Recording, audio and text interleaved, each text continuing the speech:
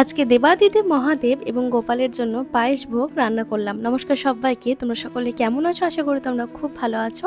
আমি ঈশ্বরের কৃপায় খুব ভালো আছি। কয়েকদিন থেকে ভীষণ ইচ্ছে হচ্ছিল পায়েস ভোগ রান্না করার, আর আজ যেহেতু শ্রাবণের সোমবার তাই ভাবলাম আজকে রান্না করে ফেলি।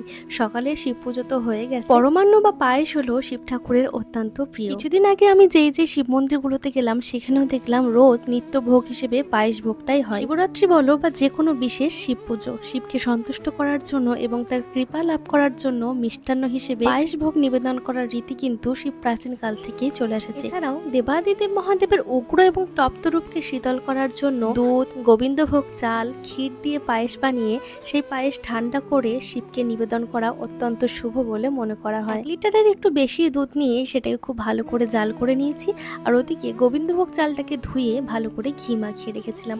দুধটা সিদ্ধ হয়ে আসলে গোবিন্দভোগ চালটা দিয়ে নিলাম। পায়েসের চালটা একদম সিদ্ধ হয়ে যাওয়ার পরেই কিন্তু আমি চিনি দিয়েছি। অন্যদিকে একটুখানি ঘিয়ের মধ্যে ভেজানো কাজু আর কিশমিশটা ভেজে নিলাম, তোমরা তো দেখতেই পেলে।